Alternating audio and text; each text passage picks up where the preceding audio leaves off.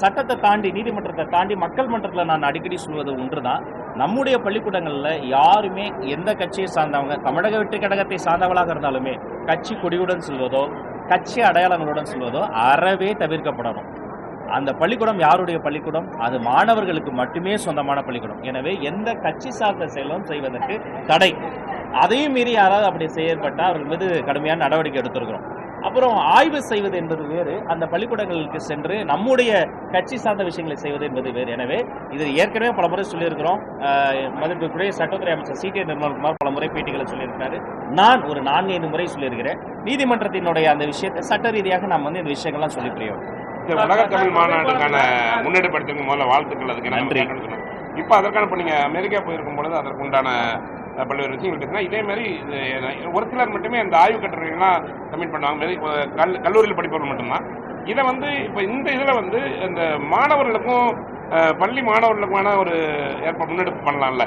ஏன்னா அவங்களுக்கு ஒரு வித்தியாசமான ஒரு அனுபவமாக இருக்கும்ல. நம்முடைய அரசாங்கம் ஒரு இன்க்ளூசிவ் கவர்மெண்ட், அனைவருக்குமான அரசு.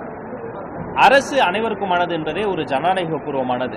இன்னைக்கு தமிழனுக்கு என்று ஒரு நாடு இல்லை, ஆனால் தமிழன் இல்லாத நாடுகளை 196 நாடுகளில் தமிழர்கள் இருக்கிறாங்க. அவர்கள் தங்களுடைய பங்களிப்பை தமிழ் சங்கங்கள் கட்டி எழுப்பி இருக்கிறாங்க. தமிழர்கள், தமிழ் சங்கங்கள் அந்த பங்களிப்பு மூலமாக தமிழ் பணிகளை ஆண்டுதோறும் செய்து கொண்டிருக்கிறாங்க. அப்படி ஆண்டுதோறும் தமிழ்ச்சங்கம் செய்யக்கூடிய பணிகளை ஏற்கனவே மாணவனாக, வாசகனாக, பேச்சாளனாக, தலைமை விருந்தினராக, தன்னம்பிக்கை வகுப்பெடுப்பவனாக, தமிழ் வகுப்பெடுப்பவனாக நான் பங்கெடுத்திருக்கிறேன். ஆனால் இந்த முறை தான் தமிழ் வளர்ச்சித்துறை அமைச்சராக நான் பங்கெடுத்திருக்கிறேன். அப்ப இதுல ஆய்வு பணி, ஆராய்ச்சி பணி, ஆரம்ப பணி, ஆலோசனை பணி என்று பல கட்டங்கள் இருக்கு. இதுல இந்த ஆரம்ப பணிக்கான பல்வேறு விஷயங்களை நான் பேசிவிட்டேன். உலகத் தமிழர்கள் உற்று நோக்கக்கூடிய ஒரு உலகத் தமிழ் மாநாடு நடத்தப் போவது உறுதி. ஆனால் அதை எப்படி செய்ய போகிறோம்? எல்லோருக்குமான அரசாக இருக்கக்கூடிய, அனைவருக்குமான அரசாக இருக்கக்கூடிய இதுல 196 நாடுகளையும் எப்படி நம்ம அரவணைக்க போறோம், அங்க இருக்கக்கூடிய மாணவர்களை எப்படி கொண்டு வர போறோங்கிறது நான் திட்டமிடணும். மின்வெட்ட காரணம் காட்டி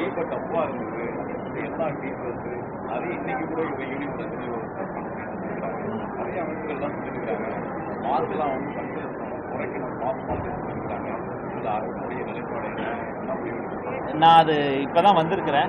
நான் சம்பந்தப்பட்ட அதிகாரிகள்கிட்ட என்னதான் கேள்விகள் கேட்டாங்க, அது உண்மையிலே கடினமான கேள்விகளா, இதற்கு முன்னாடி இருந்த வினாத்தாள்கள் எப்படி இருந்தது என்பதை நான் ஒரு ரிவ்யூ பண்ணிட்டு கண்டிப்பா அவர்களையும் நேரில் சந்தித்து நான் பதில் சொல்றேன். காரணம் காட்டி காஞ்சிபுரத்தில் ஒரு ஸ்கூல்ல ஒரு பிரைவேட் ஸ்கூல்ல தனியாக ஒரு நாள் லீவ் விட்டுருக்காங்க.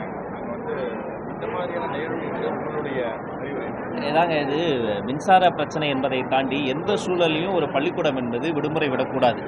இப்போ டெல்லியில் பார்த்தீங்கன்னா உலகத்திலேயே தீபாவளிக்கு விடுமுறை விடுவாங்க, பொங்கலுக்கு விடுமுறை விடுவாங்க. ஆனால் ஒரு மாசு ஏர் பொல்யூஷனுக்காக டெல்லியில் ஒரு வார காலம் லீவ் விட்ட ஒரு வரலாறுலாம் இருக்குது. அப்போ இதெல்லாம் எங்கே பார்த்தீங்கன்னா கடைசியில் அந்த வகுப்புகள் நாம் இத்தனை வகுப்புகள் இத்தனை காலத்துக்குள்ளே எடுக்கணுன்ற ஒரு விஷயம் இருக்குது. எனவே இதை போன்ற எந்த தனியார் பள்ளியோ அவர்கள் இது மின்தடை, உண்மையிலேயே மின்தடை காரணமாக விடுமுறை விட்டாங்களா இல்லை வேறு எதுவும் காரணமாகிறத நம்ம ஆய்வு செய்யணும். எந்த காரணத்திற்காகவும் ஒரு குறிப்பிட்ட நாளில் அது ஒரு பாட வேலை என்று சொல்லிவிட்டால் அது தடை செய்யப்படக்கூடாது.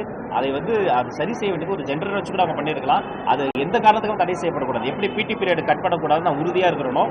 அதே மாதிரி தேவையின்றி வேறு எந்த காரணங்களுக்காகவும் இதை போன்ற பாட வேலைகளை அவங்க குறைக்கூடாது என்பதை நான் கேட்டுக்கிறேன். இந்த பள்ளிகளில் இந்த உதவியாளர்கள்லாம் இருக்காங்க, ரொம்ப காலியிடங்களா இருக்கு. உதவியாளர், காவலாளிகள் முதல்ல எல்லாம் ஆரம்ப காலத்துல நம்ம படிக்கிற இடத்துல இப்போ எதுவுமே இல்லை. இப்போ எவ்வளவு காலி இடங்கள் இருக்கு, அதில் போட்டால் அவங்களுக்கு கிராமப்புறங்களுக்கும் வேலை வாய்ப்பு கிடைக்கும். அதற்குண்டான எடுத்து இப்போ நாங்கள் ஆட்சிக்கு வந்த புதுசில் சரிபாதி உடற்கல்வி ஆசிரியர்கள் நிரப்பப்படாமல் இருப்பதை கண்டறியணும்.